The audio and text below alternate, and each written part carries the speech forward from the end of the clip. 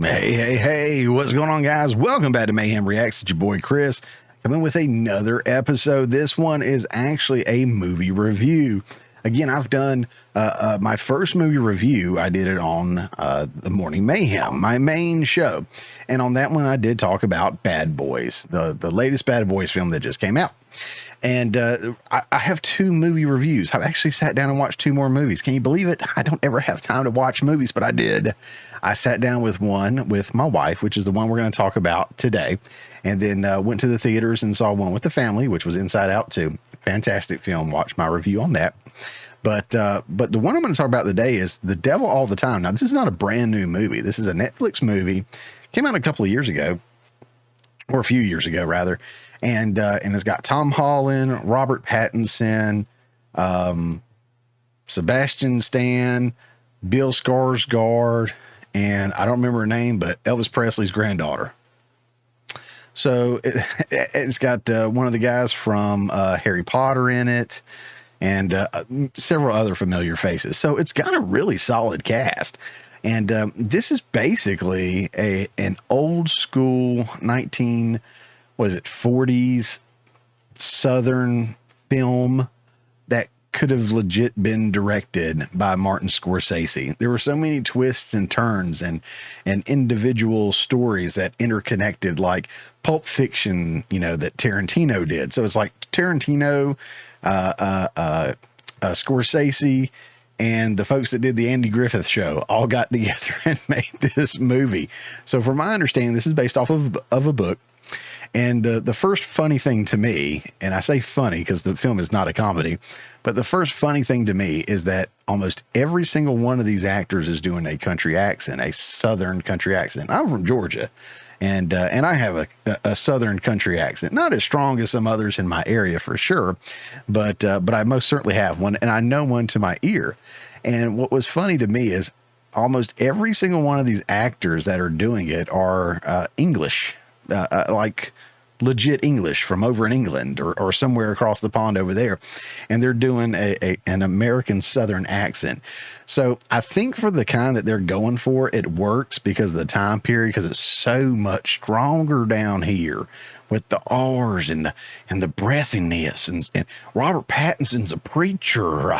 And so he gets a little bit more of that wind and gust in his R's and everything with his S's and everything. So I think it works for what they were doing.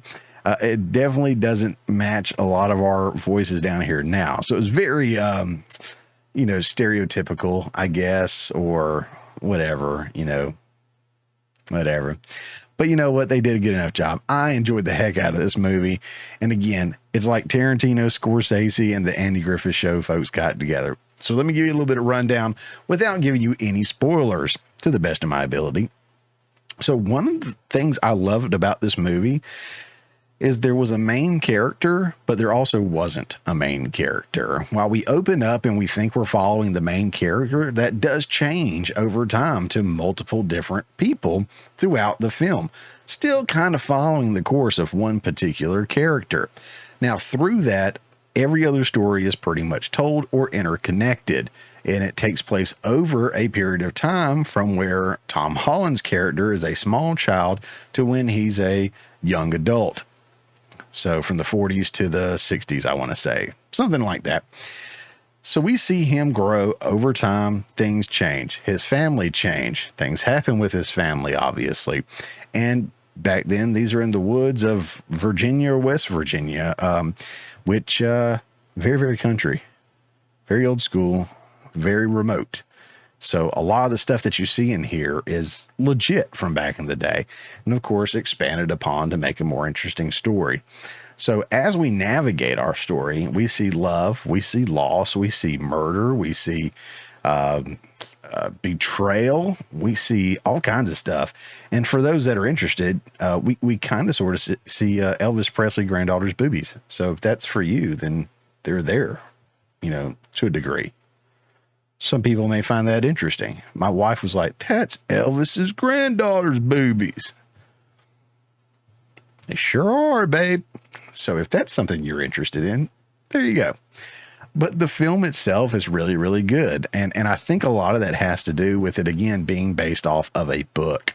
What I have found is over time, the foundation from which these films are based typically are more solid when they're based off of something more solid. And that being a tried and true book, novella, novel, whatever, that has had its own legs and has been a success on its own. And then they come through with this and make a film out of it, or a series or something like that.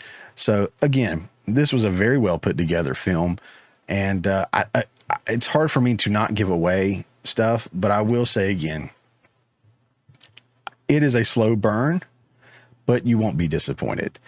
I was very hesitant when I went into it because most films today, one, are not slow burns, and two, if they are, they're slow the whole way through. Zero payoff, zero time that I'm interested at all. So I kind of went in rolling my eyes. There's Robert Pattinson. He's for me. Tom Holland, I hadn't really seen him in a whole lot other than the Spider-Man, Avenger stuff. So I'm like, I don't really know. Sebastian Stan's about the same for me. Bill Skarsgård, I've seen him in a few things, and I'm like, okay, but I know he's in The Crow coming out, and doesn't look like it's going to do it for me. That's just me. I did a reaction to that trailer. You should go check it out if you're interested in that. But why would you? Back to this film. I was hesitant going in because it was a slow burn at first, but it built off of that in such a wonderful way that it just kind of snowballed. It got bigger and bigger and bigger and bigger. And then you started getting your payoff, your payoff, your payoff. As a filmmaker, I love that. The Godfather is one of the greatest films I've ever seen in my life. It is an incredibly, incredibly slow burn, in my opinion. But as that snowball gets bigger and bigger, you start getting those little payoffs and the bigger payoffs and the big payoffs. And it just starts coming more and more rapidly there toward the end.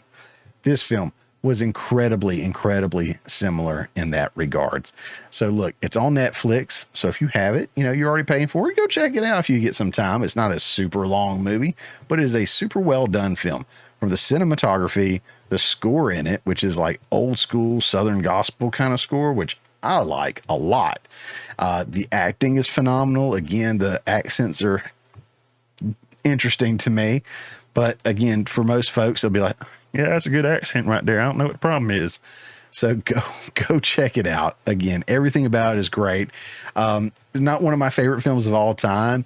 I would say probably a good 7 out of 10 though. It was a really, really good film. Once I knew it was worth the investment and I was able to change my mindset about it, easily a 7 to 10. Easily a 7 to 10. But if I never got that change and I just sat back there and was like, the whole time, definitely wouldn't be what it was.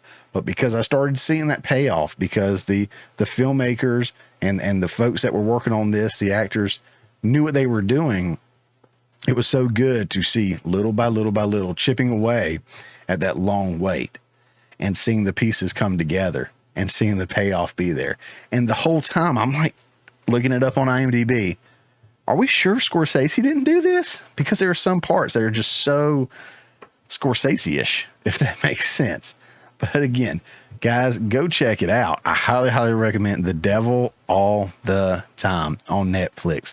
I don't know if you can get it anywhere else. I don't know if it's out for, purchase on DVD and stuff. That's the only thing I hate about these Netflix movies and shows is that so often you can't find them anywhere but Netflix. And I don't like hard copies. I got a bunch of hard copies back there of shows and films and a ton in the living room. So I like to have hard copies of stuff, but you know what? It is what it is. Go check it out. 7 out of 10. Absolutely fantastic film. And I don't get to watch films that often. So when I do, I really hope I find a good one. And this is a good one. It will not disappoint. Just be a little patient with it and you'll really enjoy it. Guys, let me know if you've seen it before, if you're anticipating seeing it down in the comment section below. Really been enjoying our interactions there, so don't let me down. And let's talk a little bit more about some other films or music or whatever I need to go react to, review, or whatever. And guys, I love you. Thank you for sticking around with me for these reviews and reactions. Don't forget to like, share, subscribe, all that fun stuff, and we will see you on the next one.